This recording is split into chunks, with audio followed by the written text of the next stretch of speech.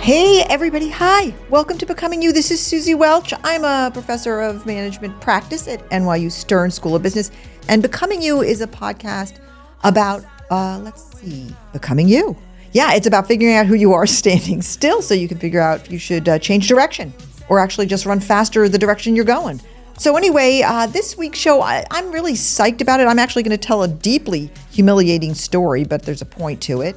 And a little bit later, I'm going to talk about guilt and how to live without it, actually. One of the hardest things we'll ever do. And finally, I take on a reader question later on in the show about my personality. I'm going to go there. So stay with us and enjoy. Here we go. Well, hi, everybody. I hope you've had a great week. I was working very late last night with one of my private clients, and it was an incredible experience. I just mentioned it briefly because she's been going through the Becoming You process, and it was that moment where it all comes together. And we had the big eureka about what she should be doing with her life. And I was reminded by how excited and joyful that experience was about why I do this work, about why I do Becoming You. I mean, everybody has a choice. Well, okay, that's a bigger question about whether everybody has a choice about what they can do in life, because there's a lot of things that get in the way of us having our choices around that. But you know, there are other things all of us can do, maybe not a wide array for everybody, but an array. And we had this moment, and I could see her future, and so could she, after some very hard work around values and aptitudes. We're not completely done, by the way. But we are getting really close, and some really important ideas were emerging and some exciting possibilities. And it had been a long day. And there was a little piece of me that was thinking, why am I doing this late at night after a full day? And it made me think about the genesis of the whole Becoming You process. And I was actually going to tell that story this morning it's morning for us. Maybe it's night for you. But I would like to tell that story because it still matters. And it's the origin story. You know how in startups, they all have like an origin story. For instance, I was writing in my book today about how Jeff Bezos was driving across the country in 1994 with his then wife, Mackenzie Bezos, and he had this eureka in the car ride that he didn't just have to sell books online. At that point, he had this big idea you could buy books online in 1994. That was radical, okay? Then as they were driving in the car, he got this idea that you could sell everything online. Like you could sell a blender online and you could sell pajamas online. I know it seems so pedantic. I mean, but this was revolutionary, okay, in 1994. And that origin story is told over and over again to Amazon's new employees, that there was this car ride and its idea came to him and he got out of the car and he sort of looked out into the distance and he saw the horizon and he thought this is a new day. And every company has that origin story. Every good company does. Despite the fact that my company is minuscule, the origin story of Becoming You actually takes place in right around the same time, a little bit later than when Jeff Bezos had his moment in the desert, I guess. It goes like this. It was 1997, I believe, and I was a young, ambitious, hardworking mother at that time of 3 children in Boston. I was working for the Harvard Business Review, and I was a senior editor. I had my eyes, like the other senior editors, I wasn't the only one, on being the editor-in-chief, okay? There was a good editor-in-chief at that time, and that was not going to happen in the near future, but I was trying to build a ladder to that role. And I was working very hard, and I had these kids. Actually, let me take it back. I had 4 kids by then, okay? I did, because Eve was born in 1995. Okay, so I had 4 kids. And I was working constantly, working really hard. And of course, like many young couples, my then husband and I were living beyond our means. That's what happens when you're young and you're both working and you have hope for the future. But we bought a house that was a little bit too expensive, and we had cars that were a little bit too expensive, and we had kids that were a little bit too expensive, and everything was just a gigantic stretch. And then, as it always goes in life, we got a big leak in our roof. We lived in an old house. It was a lovely house, but it was really old and everything was always breaking. We got a leak, and I remember seeing the water coming in through our bedroom and thinking to myself, this is not going to be inexpensive. And it was so expensive. And so a huge amount of scaffolding went up on our house. And I remember a neighbor driving by saying, I sure am glad it's not my house with that scaffolding. And I remember writing the checks for it. Well, right in that period, I got a phone call from a company, an insurance company that was looking for a keynote speaker for their big annual convention in Hawaii. And they said, we'd love to have you come would you be interested in being the keynote speaker at this Hilton event, and there's going to be about 1,000 insurance reps there. This is how we thank them every year, and they come on in, and we do all these exercises, but mainly they play golf and drink from tiki bowls. And we have one very serious day, and would you give a speech about the sort of pressing issues in management? And, it didn't dawn on me at that moment to think to myself, gee, a bunch of drunk insurance executives, what would they be dying to hear about the pressing issues in management or not? But I asked how much I would be paid.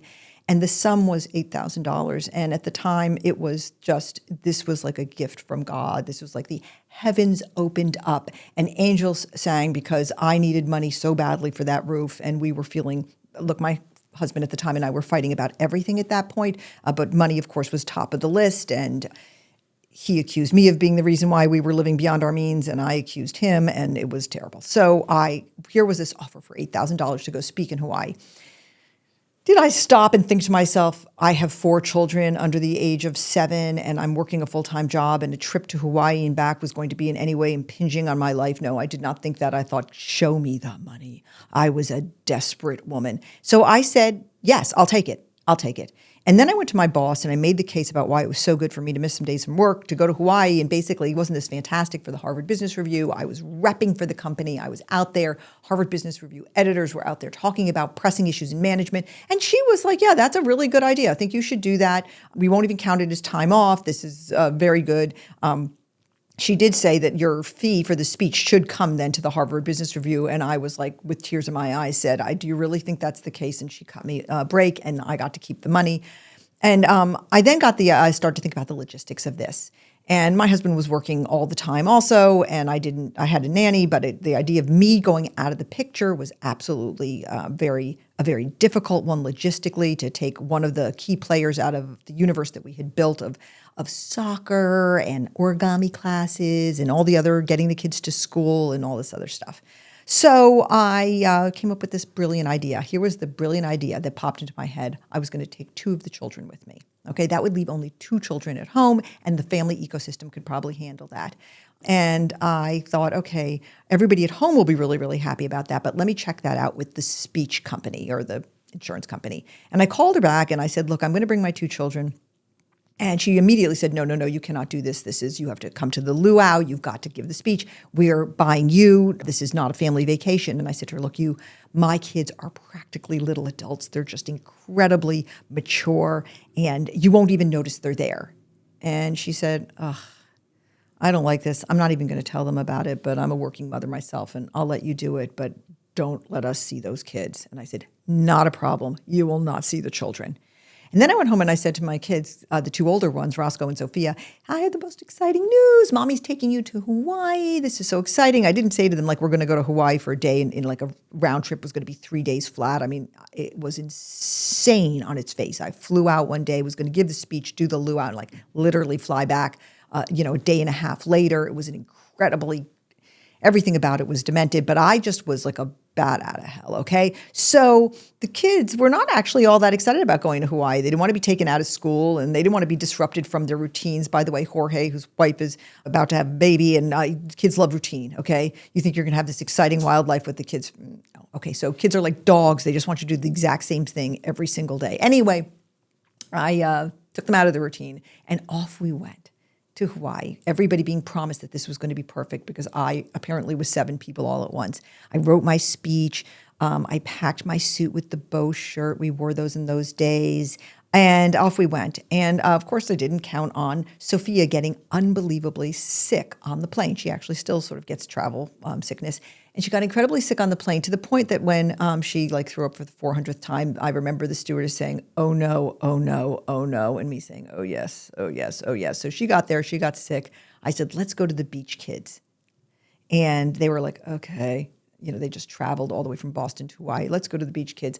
And Roscoe was very blonde and very blue-eyed, and so I kind of wrapped him up and put sun lotion all over him, and I was not going to let that kid get sunburned, but I did give him sun poisoning because I baked him up like a little convection oven, and he just broiled inside of all the things I was covering him in, and he got really sick. So I had 2 sick kids, and this vacation was not going very well for them, and my sort of time with the client was already off to a bad start.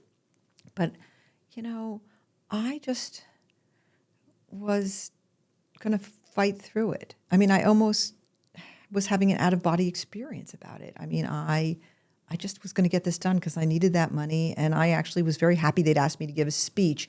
I mean, here I was. I want to just back up for a second and say I was a highly educated person who, from the outside, looked like she had her act together, okay? I'd gone to Harvard undergraduate and graduate. I had what looked to be a very happy marriage with a great-looking guy from the outside. We lived in a very nice house in a very nice suburb. And if you looked at me, you would have said, isn't she lucky? Okay, but I was an absolute train wreck, okay? So the day of the speech comes, and it's rocky, okay? Things are bad. The kids are sick. The client is not seeing enough of me. They've already made that clear. And the day the speech comes in, I'm just going to hit the ball out of the park on the speech. That's my big idea. I had my slides. I put on my bow shirt and my suit. And I said to the kids, I'm going to, Mommy's got a very, very exciting event for you. And there was a hula dancing class for kids. And my decision was to warehouse my kids in a hula dancing class while I was giving the speech, okay? And, there's a lot of things that happen in life, and you can let go of them after years, and you can sort of get through them. But there's one thing I'll never get over in my life, and that was the look that my son gave me when I dropped him at age 7 in a hula dancing class that was going to require him to put on a grass skirt and go topless with a bunch of little girls who were screaming their brains out. And he looked at me in a way that I thought, gee, have I raised a serial killer? I mean, the look in his eyes was scary. And I said, bye-bye, have a great time. And I ran to the convention hall, and sitting in the convention hall were 1,000 insurance executives. So on two sides, there was a center aisle, and they didn't want to be there at all. They'd rather be off golfing or surfing or drinking or doing whatever they wanted to do. But there they'd all piled in because they had to. And I got up there and I gave a speech about pressing matters in management. I want to tell you a hilarious aside about that. I was talking about pressing matters in management, and you couldn't do that in 1994 without mentioning Jack Welch, who was the CEO of GE. If you had told me at that time, hey, by the way, you're going to marry that guy who's on one of your slides, I would have said, what are you talking about? But lo and behold, I was up there giving a speech that included a lot of references to my future husband. Just bizarre. Anyway, I'm up there and I'm giving the speech. It's not going very well, and they're not enjoying it very much. And why would they? Because it was boring. And I had not yet really learned how to give a speech. And as I'm coming towards the end of the speech, I am looking down the center aisle of the lecture hall, and there was a glass. There were sliding glass doors at the back. And I saw these two little figures pressed up against them, literally banging on them and mouthing words that could only be mommy. And they had made a jailbreak, okay? They'd made a jailbreak, and they'd come to track me down. And, I don't know if anybody's seen The Graduate, but there's a scene at the end where he breaks into her wedding. The main character breaks into his wedding, and he is screaming her name from the back of the church. It was sort of like that. Somebody opened the door for the kids, and they came barreling down the center aisle during my speech. There were no cell phones then, thank God. No Twitter then, thank God. Although I sort of wish in a way that somebody had actually caught it all on tape. Anyway, they came barreling down the center aisle, screaming my name, and they actually ran up on stage, and they grabbed my legs. That actually happened. And you hear my cell phone binging right now. That's probably one of my children communicating with me, because somehow, despite all these abusive episodes, all these dreadful episodes in their life, they've come to forgive me and like me. In any case, they came running down the aisle, screaming my name and hugging my legs. And that was the end of the speech. And people didn't laugh. This would have been like people, if this happened today, people would have laughed and cheered. It would have been hilarious. It would have been a meme. It would have been funny. People would have thought, oh my God, been there, done that. But this was just a bunch of guys. And this was 1994. And they didn't find it amusing at all. And I don't think I even got applause. I mean, in my memory, I definitely did not get applause. I'm wondering if maybe somebody did. I don't think so. And I ran off the stage, and I kind of gathered my kids up into my arms. I was abjectly ashamed. I had screwed up terribly. I felt terribly for my children that I'd done that to them. I didn't even look up to see the client looking at me because I didn't want to know what that looked like. And I ran back to my hotel room, and you would have thought, what a normal person could have and should have done at that moment is pack her bags, give the money back, and go home and learn the lesson. But no, I got changed. And that night, I took the kids to the beach, and that night I attempted to go to the luau. And I was not a welcome person at the luau. And the story about what had happened had gone wild, the hot fire through the whole group. And I was sitting alone because no one would sit with me. I was sitting alone at a picnic. And why would they? I was such a loser. I was sitting alone at the picnic table, and the wife of one of the attendees came up to me, and she looked down at me. I was sitting and she was standing, and she looked down at me and she said, You working mothers, I don't know how you do it. And I said, ha ha, ha, ha. And then she walked away. And I made it through the luau. I don't know how. My memory is that no one spoke to me or looked at me. And I packed my bags and I went home the next day. They did pay me, but they paid me because they were good people. Before I went home, that night after I put the kids to bed, I think I gave the kids ice cream for dessert. I paid the babysitter. She left. And I sat out on the little balcony that went with my hotel room, and I stared out into the distance. It was a beautiful, beautiful scene, and I should have been feeling tranquility and serenity. I should have been feeling pride for the work I had just done, or if I had just been there alone with my children, I should have been feeling some kind of incredible sense of harmony with the universe for being with my kids. Instead, I felt about as low as you can go. I felt I failed as a mom. I felt like I failed as a professional. I felt like my life was completely out of control, and I knew that no one was going to come to my rescue but me. Okay. Now, I happen to have a very strong faith, and I don't know how much of a role that played, but I did ask God if he could help me figure out a way forward that was not this terrible mess. I was in so much pain, and my marriage was so bad at that point that I didn't even call home to tell my husband. Okay, that's how bad it was that I didn't even have somebody to call and say, you won't believe what happened. The worst thing in the world just happened to me. I was just by myself completely. And this was the beginning of the road back. And at that moment, actually, this idea floated in my mind about taking hold of my decisions one by one. And if I could just stop before I made every single decision and apply some kind of discipline to it. And I had recently been talking to a friend of mine whose grandmother had 10 children. And I said, how did she make it through the day? And he said, she just thought 10 minutes at a time. And I remember hearing that and sort of thinking, maybe I should just think 10 minutes at a time. But that day, sitting out on the porch in Hawaii, I thought to myself, what if I just stop before every decision, just force myself to do that for God's sake? And I think, okay, what are the consequences of this decision in 10 minutes? And in the immediate future, and in 10 months, the foreseeable future, and in 10 years, the life I want to create. I don't know why this idea came to me. Desperate women do desperate things. Desperate women have desperate ideas, and this was the idea that came to me. And I thought that's it. I called it 10-10-10 in my head. I did. I gave it the name right then and there. If you had said to me, guess what? Someday you'll write a book about this, and it will be in Oprah's magazine and all these other things, I would have been like, this is just me surviving until tomorrow, okay? But that's what I did. I said, okay, every single decision, I'm going to stop and put it through this screen. And I started doing it the next morning. And I almost instantly, literally instantly felt the difference come over me.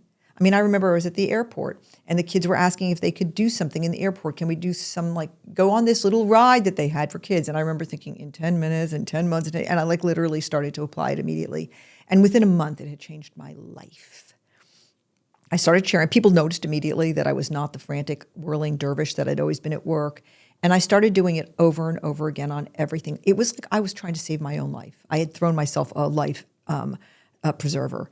And people noticed the difference, and they asked me what I was doing. And I said, I have this new tool. And I started talking about it. But pretty soon I realized that the tool needed another layer on it, which was I needed to understand my values. Like I needed to know what I wanted and what I actually believed. And that was the beginning, 1994, of me thinking about how do you actually know your values? Now for me, the first person I actually asked this to was my pastor. I went and I met with him at our church and I said, how do you know? And we talked about it. And he was a very, very smart guy. Jim Antal was his name. And we started to talk about what values were. And I started to do my reading on it and boning up on it. And it's really where I sort of became very obsessed because here I was 30-something years old and I couldn't tell you my values. But within a year or two, I really knew them. And actually, the end of that whole story comes to becoming you because I now have invented this values rubric, which we're now calling the values bridge. I originally referred to it as the abacus because that's the tool I used to explain it to my students originally. And that started in 1994 with a disastrous experience up on stage with my kids hugging my legs in their hula skirts, and me realizing I needed a way forward that was going to establish some kind of order and deliberateness and joy in my life. Believe me, joy was not in the picture at that time. And it was this tool. And the tool grew into understanding that you needed values. And that began all my values work and the values exercises that I developed. And then ultimately the values bridge, which is right now with our developers, this a firm called Perpetual in New York. Hey, Perpetual people, hope you're listening. It's been almost 30 years, okay? almost 30 years, this journey for me. And it may sound new to you, but man, it was a long time in coming. And so that's the origin story of it. I mean, it started then. I mean, there have been so many twists and turns along the road. And to be where we are now, it's made me have such an appreciation for people who stick with things and persevere. I mean, I want to tell you along the way, I wasn't thinking to myself, I am developing a school of thought around values. I mean, a lot of time I was thinking like, I'm just trying to get by. And then it changed to, I am helping people get by. And that somehow feels very, very, very good to me, because if somebody had been able to help me, that would have been awesome. And if I'd been able to hear them, I suppose. And so kind of come full circle to be that life preserver, I hope, to somebody. I got a DM today from one of my Instagram followers who said, I'm at a really pivotal crossroad in my life right now. And I know a lot of my friends are, and I wonder if we can talk to you about that. I'm excited to talk to them about it. I think I'm putting together a class in New York City right now for non-NYU students to talk about becoming you in New York City, because I know the need is out there. We'll put it on my website when we figure out the exact dates, 3 days of intensive becoming you. Because it feels really good to be that lifeline to other people going through this process and say, look, here's a tool. There's 10-10-10, which I'm really proud of. And I'm rewriting that book for coming up out after. But becoming you grew out of 10-10-10. And they go together. They're two really, I mean, for me, they are the tools. And I hope they are for other people too. There's lots of great tools out there. Those are the ones I like. And that is pretty much the end of the story. It's put Pierre to sleep. Okay. He is completely snoozed out on it. Sorry, Pierre. But I hope it didn't put you to sleep. Anyway, that is the Hawaii story. And we live to tell about it. And the kids are great, by the way, and doing fine. And I can assure you that Roscoe, who's now a father himself, is never, ever, ever going to put one of his kids in a hula dancing class.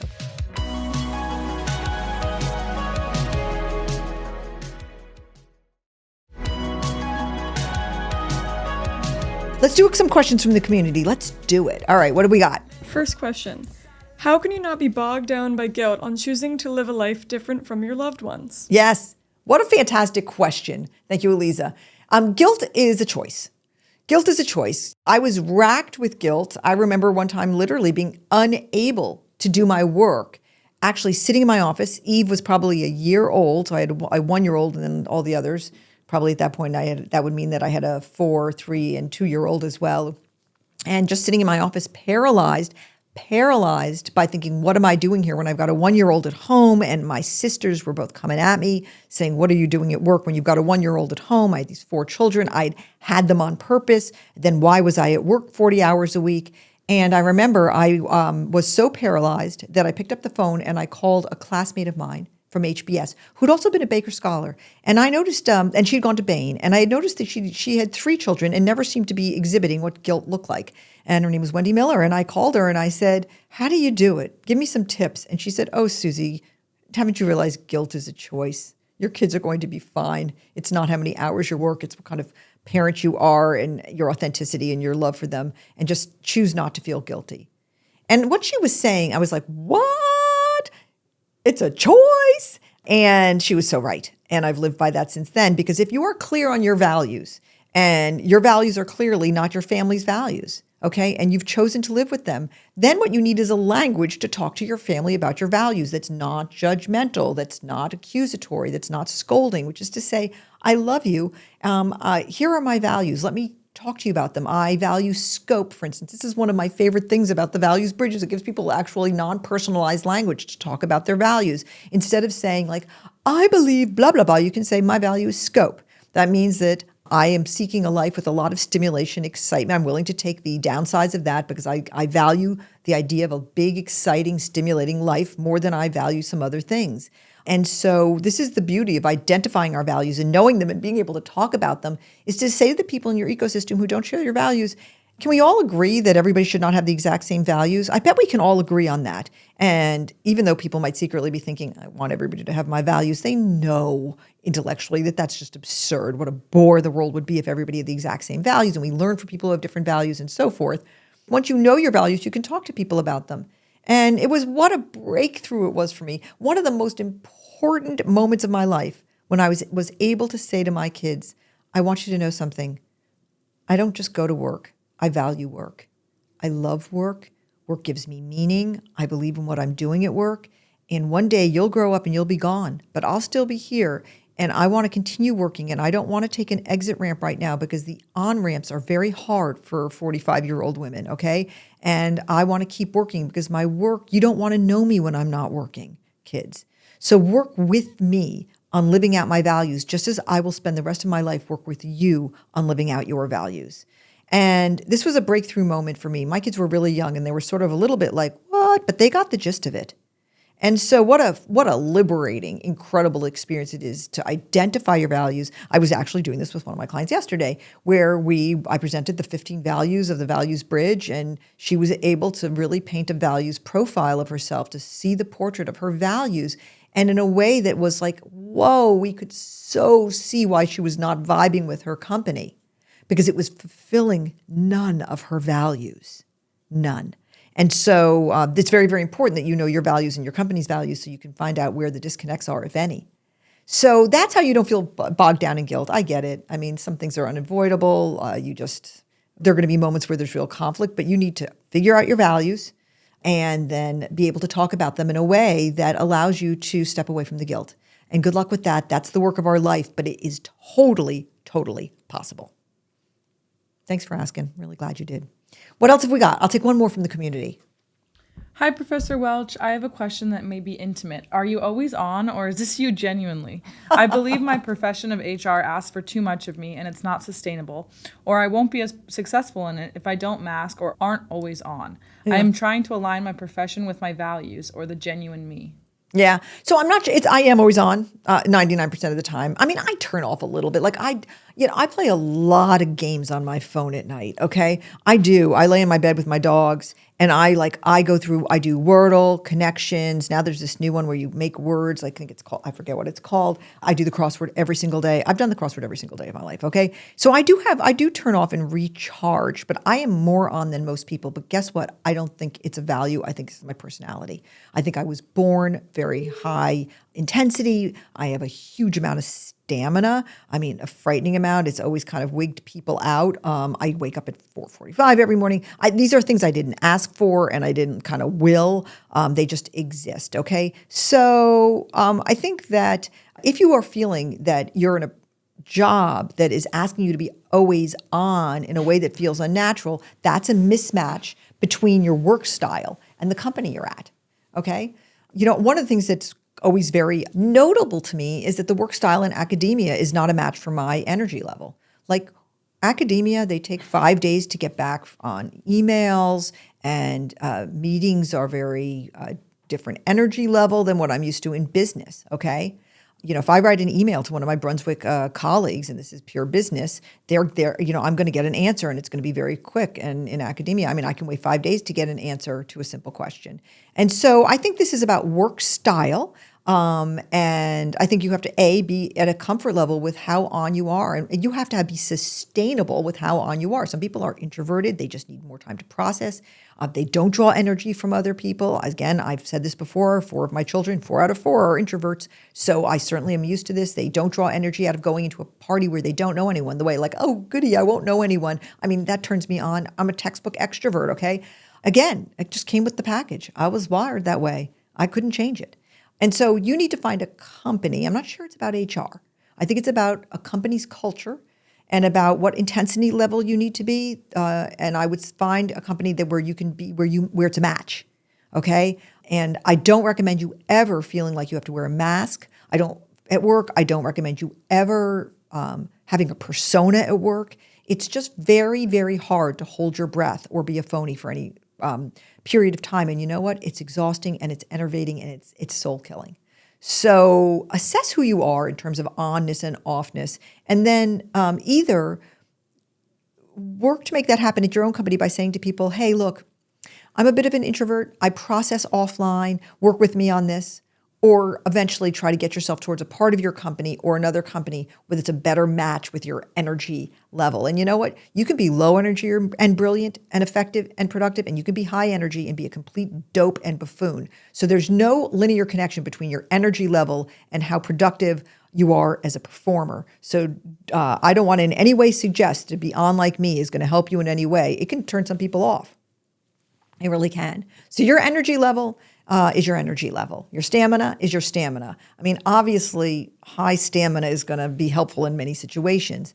But other times you do things like, try to go to Hawaii with 2 children, okay? Because you know you can. Okay, that's what happens with stamina. You do a lot of crazy stuff because you know your body can. Okay, so and that's not always, and maybe your brain shouldn't be doing it, but you do it because you can. Okay, I mean, there were times where definitely as a runner, I just ran way too many miles because I knew I could. And I'm telling you, my back's paying the price for it today. So I hope that's helpful. I've actually never been asked about that, and I really love that question. Thank you for letting me expound on it. Appreciate you, and I hope it was helpful. If it wasn't, you know what? DM me again, and we'll try to get to the bottom of it.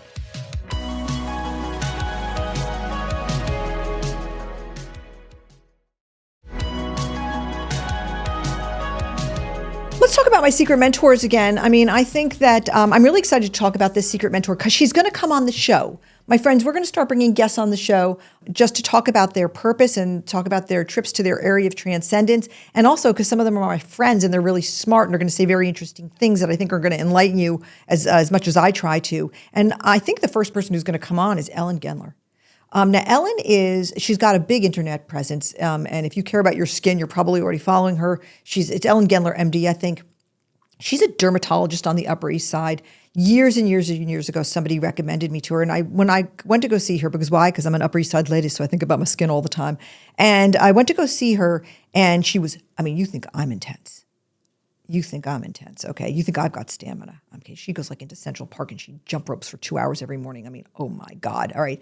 And I looked down when she came into the room, and she was wearing clogs like me. And I thought, I have met a kindred spirit, because how many at that time, we were probably in our 50s, 50-year-old women are walking around the Upper East Side wearing clogs. Well, at that time, there were 2 of us.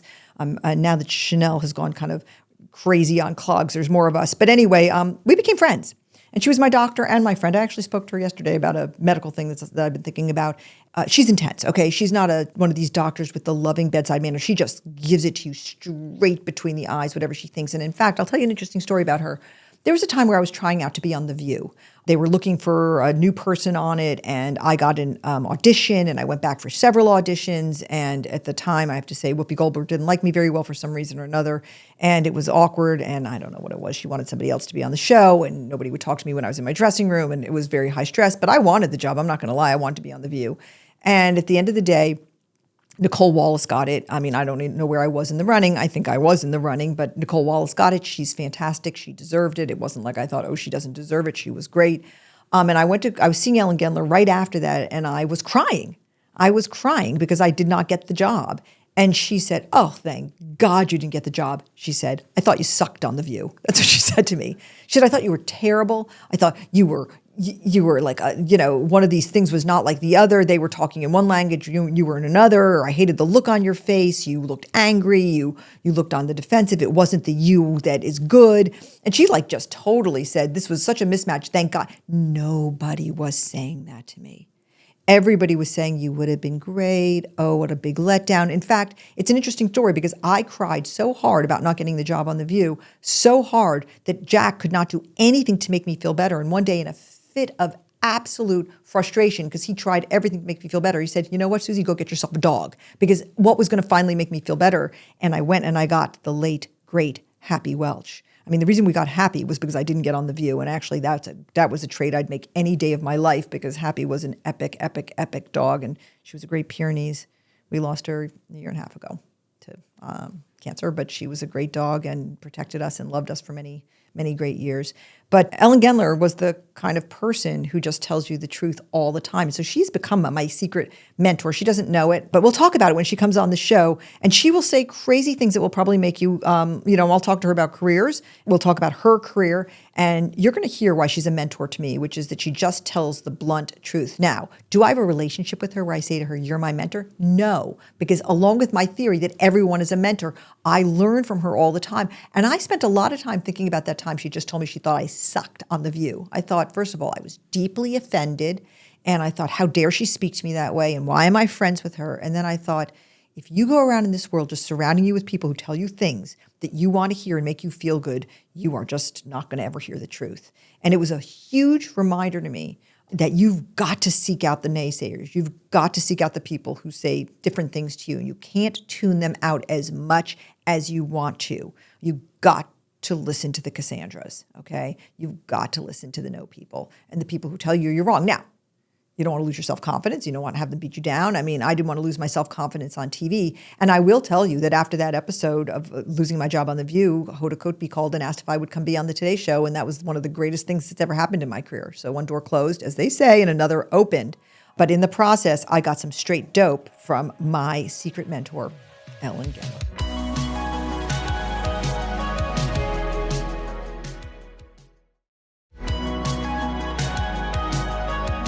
Now I have the Stump Me questions from my team. What have you got, team? Okay, first question. As a little kid, what did you want to be when you grew up? Oh, I just wrote about this in the book, so I really know. I tried on every different persona. I really liked, when I was old enough to start watching TV, I really dug the judges. I liked those black robes and ordering people around, smacking the gavel down, telling people shut up, approach the bench. Loved that line. I just wanted to do that. I mean, and I actually thought about being a judge. I'm a Libra, so maybe that had something to do with it. But I thought about being a judge all the way through college. And then I asked somebody what law school was like, and that disabused me of that notion immediately because A, torts, okay? That's it. A, B, and C, torts. I couldn't do it. And I appreciate a good lawyer. I've tried not to use them in my life, but I knew I couldn't become a judge because of that. I have certain judge-like personality traits, wouldn't you say? Yeah. Yeah. Too bad about that law school part.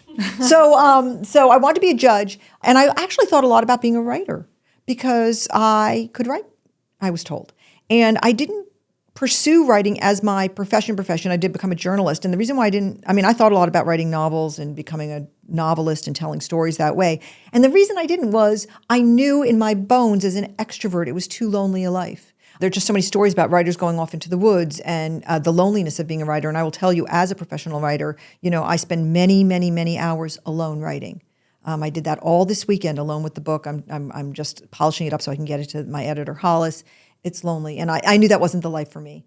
So I think I found the exact right thing for me. But when I was little, it was a judge. And actually, I finally got my moment to be a judge, sort of, when I was called for jury duty one time. I love doing jury duty. And I was called to be on jury duty, and I was elected the forewoman of the jury. And for a few days, a bunch of people had to call me Madam Forewoman of the jury. And then the trial ended, and we acquitted actually the person who was in the case. And when I went home, I wanted everyone, my children, all to call me Madam Forewoman of the jury. I just dug it so much. Nobody complied. Okay, all right. So next question. Last question, I think. What's something you believe that most would disagree with? What is something I believe that most people disagree with? Oh, for God's sake, how much? You could answer these questions better than I do. I could. I mean, I am very contrary. I have lots of out there beliefs. I really do. So I think the biggest cultural disconnect I have there's two different things that I'm kind of an outlier on. One is that I'm like a super can-do person, and I think that you can reinvent yourself. You can create the life you want. I think that life is hard. It beats you up. It takes you down. But I do ultimately believe that in self-determination and free will, and that we can get some version of what we want if we keep on trying. I mean, I'm the anti-nihilist, and I think that it's unusual to find somebody as optimistic as I am. I think it's very unusual to find somebody who's can-do as I am. And believe me, it's not that I haven't been knocked down.